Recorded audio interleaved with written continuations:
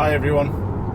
I've still been surprised over the last little bit with the amount of people who just don't get merge and turn. Now, there's been people in recent videos who have commented on uploads that I've made who still think it's the right thing to do to get into lane really early, and that's in many different situations. So in this video I'm just going to have a little rant just to see whether I can just change a few people's minds.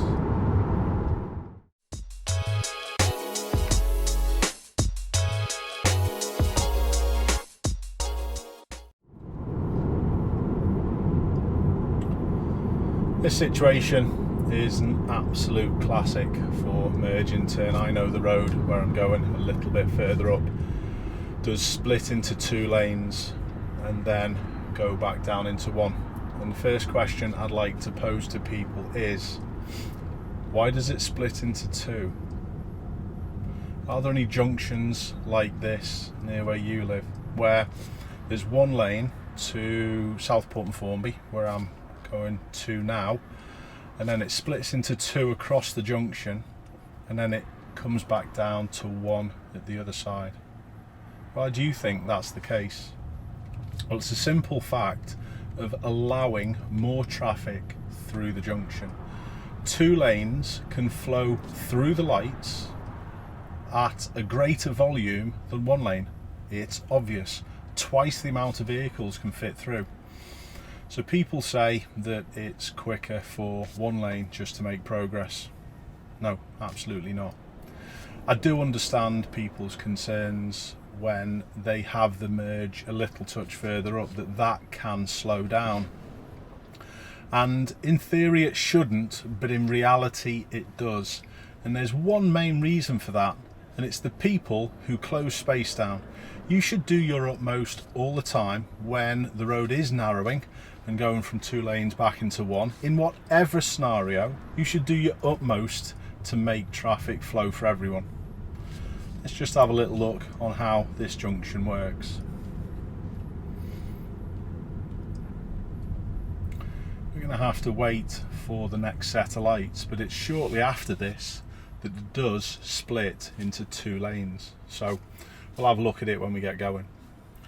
We may even see another problem that can be caused when there are these multiple lanes, and we see it all the time. It's people who don't get into the correct lane and then they try and go from a different direction. I'm absolutely certain that one of these vehicles to my right is going to try and get into this lane, so I'm just aware of it. There you go, the van straight away, the Tesla, no surprise. And I'm just going to pick up lane two, although I did really want to go, or sorry, lane one, although I did want to go in lane two to be a little touch further up, and I wanted just to see how people react a little bit more to being in that lane. So as you can see, it splits into two. In any case, be aware of that when you're coming to these multi-lane junctions. People will always try and just literally cut in from different lanes, and that's how it is. Even there, don't be an idiot over it.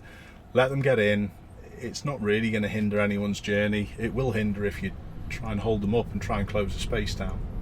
So what I'm doing here is I'm trying to work out where I should fit in, and it's after the black one, because the white one's in front of the black one in front of me, and now I'm keeping up with the black one. And everyone should do their utmost all the time to try and make this happen, because when that happens, and it's actually worked out really well here as well, everyone keeps flowing. It doesn't keep flowing when there are people who don't work in that same mentality. When people think, I was here first, you've jumped the queue. And honestly, it happens all the time. Let's have a quick look at this example. Here's my viewer doing the correct thing, not travelling too quickly just in case you get people like the Audi driver. But to be fair, the car behind the Audi seems to be even more triggered. And these are the people you've got to be careful of, and these are the people who need to change their attitudes. Nice job by my viewer not to challenge, just to de-escalate and let it happen in front of them. No bothers. It always makes me chuckle how territorial people can be over something they don't own.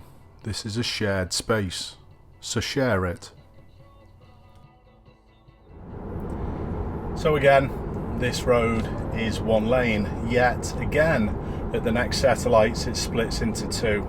And this happens all around the country, and it's just amazing for me that people haven't worked out that using all the road space and using both of the lanes to get through the lights, and then being sensible and grown up enough to then filter back in one after the other in a zipper method or merge in turn, it just amazes me that people don't get it. It's absolutely baffling. Now here, I am going to choose lane 2. I just want to see whether there's anything different from being in this lane, and that's why I wanted to be in the other lane before, because what you'll find is that people are often triggered because they feel as though you're trying to get ahead of them, and that's the root of all the problems. Now, let's have a little look at this guy in the Tesla. It's the Tesla to the left and maybe the grey car up in front and maybe the one behind that I'm thinking, where are we going to end up? And you've got to try and pick up on these reactions and the body language of what people are going to be like early, because there's always going to be people who are going to close these spaces down, but you shouldn't do. So again, 2 lanes waiting at the lights, twice the amount of flow can get through the lights, and we need to be grown up enough to work it out at the end, but a lot of people aren't. Let's see where we should be ending up. So the Tesla should let the Fiesta in, and I should fall in behind the Tesla. And in the end, it's looking like it's working out really nicely. It's actually quite unusual for this stretch of road as well, because I've often had a few problems down here. That's why I've decided to drive down here to shoot this video. So what do you do in these situations? Do you feel triggered when you feel as though someone's trying to get past? Well, I understand that you feel as though people are jumping the queue, but there's a big percentage of people who don't do it for those reasons, me included, that we're just using all the road space and we're just trying to flow. So let's have a little look at this next clip where my viewer, honestly, doesn't do a brilliant job. Although the car overtaking leaves it quite late, my viewer makes it 10 times worse. This clip comes from Japan, and as we can see, we've got heavy traffic and the lanes are merging. Now, I think everyone is doing a reasonable job. They're not quite going all the way up to where the road merges, but they're starting to get in at a reasonable time. If you do merge early, the car that you merge in front of then has to give way to many vehicles, and this is also when people can get triggered. At slow speeds like this, try and use all the road unless you're directed otherwise. But as I've already said, the vehicle coming down the right hand side now, we can see the headlights, leaves it too late. The road is also narrowing.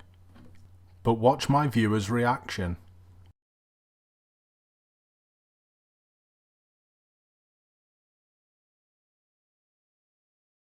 Now, I'm not sure of the rules in Japan, but honestly for me this just makes things 10 times worse. Being one car further back isn't going to delay your journey whatsoever. Stubbornness and operating a vehicle doesn't mix. There's been a few comments recently on a couple of my videos where people are constantly mentioning that they don't have to let them out. I hate that attitude. That's not what it's all about. If one person is just being selfish, it can upset the flow and upset the amount of vehicles getting through for everyone, and it shouldn't be like that. Even when you've got a parked vehicle on the left and there are people trying to get out, if you just create a little bit of space, they'll see that early and they'll be through and gone, and it will stop all the hold-ups. Because even if people are in that left and want to get out and people try and close the space down, there's always going to be a battle of wills. People are always going to try and push and barge their way out because they feel they should be allowed. So it's really stubbornness from both sides. And on that point as well, this always baffles me that people can't get it.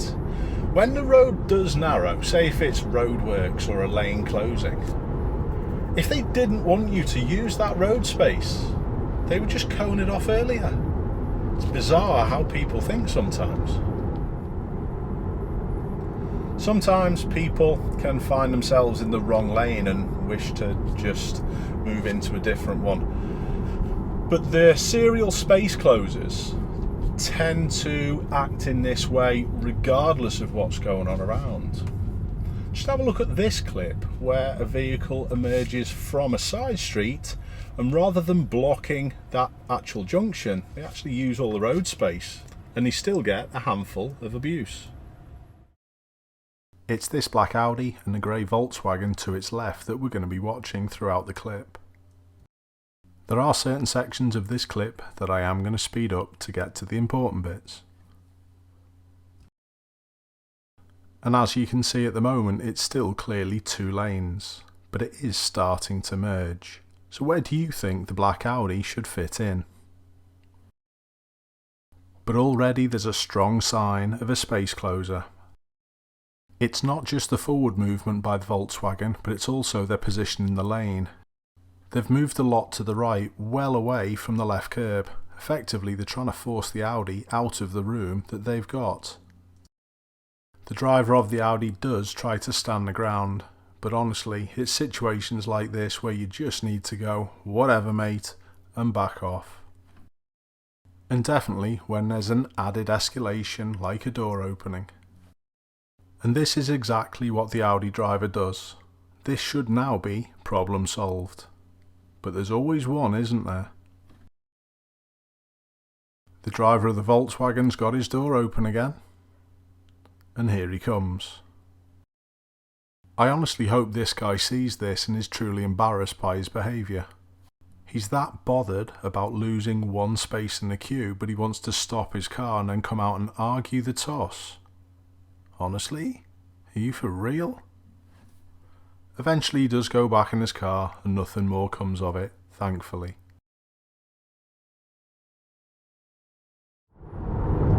So it even says in the highway code that you should try and use merge and turn when traffic's at a slow speed. If you're on a motorway like this, don't think merge and turn is necessarily the best way. Although, a lot of the time if you see the situation early, that's often the easiest way to do things, but you'll always find people bombing to the end of the road where the road is closed. So try not to do that on the motorway. Leave yourself enough time to merge in plenty of time here.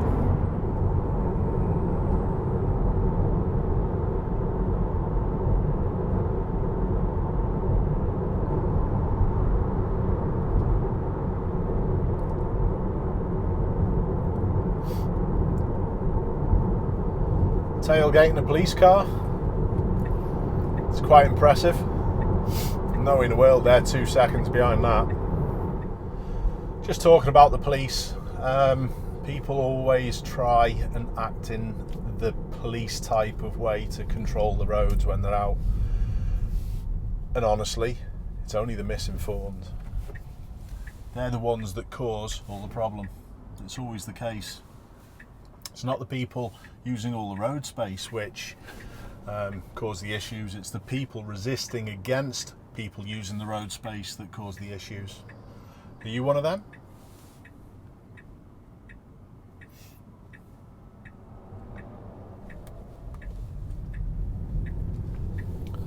Or do you try and make it flow the best way you can? So although loads of my viewers have been hearing my message about try and merge in turn for many years now, we've had an extra influx of subscribers and viewers over the last couple of years. So it's about time I did a little bit of an update. Apologies if you've heard all this before, but that message still needs to get out there. If you're in a situation like this, show a good example by using all the road space, but always be ready to give in. It's not the time to battle, it's not the time to fight anyone who's resisting. Hopefully those people who do that resisting are going to watch this upload. I hope you're all well, hope you're all keeping safe out there, and I hope you're all still keep learning. Keep safe, and I'll see you soon.